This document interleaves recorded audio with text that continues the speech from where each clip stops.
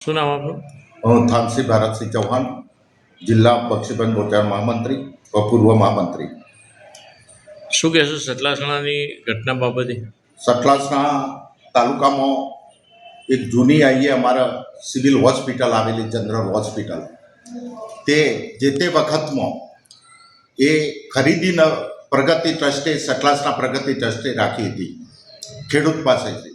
ખેડૂતે અને સતલાસણા તાલુકાના જે પ્રગતિ મંડળ હાલ ચાલી રહ્યું છે, એ પ્રગતિ મંડળે ખરીદી અને જમીન સિવિલ હોસ્પિટલવાળી હાલમાં જે સર્વે નંબર 42 અને 44 નંબરવાળી જમીન, તે આશરે 88 ગુંઠા જેવી જમીન છે.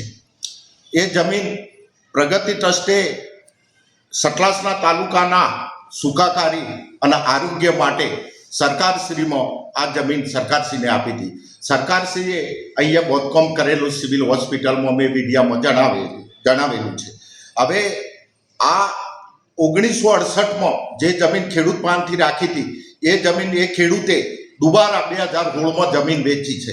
આખી જનરલ સિવિલ હોસ્પિટલના મકાન ઊભા છે અને આ વિસ્તાર માટે એક ગરીબોનું એક આશરો હતો, એ છીનવવામાં આવ્યો છે.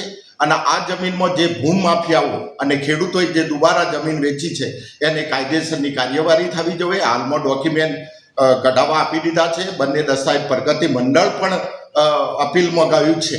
અને આ સતલાસણા તાલુકાના તમામ આગેવાનો અને તમામ સરપંચશ્રીઓ અને આપણી હોસ્પિટલમાં આ હોસ્પિટલ વેચાઈ છે, એ સરકારમાં ઉગ્ર આપણે રજૂઆત કરશું અને રજૂઆત કરીને જે ગુનેગારો છે એમને સજા થાય એવા પ્રયત્ન કરશું. હું પોતે અરજદાર બનવાનો છું. આવા સતલાસણા તાલુકાની હોસ્પિટલની જમીન પણ વેચાઈ જતી હોય, મકાન સરકારે લાખો કરોડો રૂપિયા અહીંયા ગ્રાન્ટ આપેલી છે. મકાન અહીંયા 100 બેડની હોસ્પિટલ હાલ પણ ચાલુ છે અને નવું એક ક્વાર્ટર્સ પણ હમણાં હાલ ડૉક્ટરોને રહેવા માટે કરોડો રૂપિયાની ગ્રાન્ટ ફાળવી છે. અને આવું સતલાસણામાં જે ભૂમ માફિયાઓ છે એ આવું કામ કરી રહ્યા છે.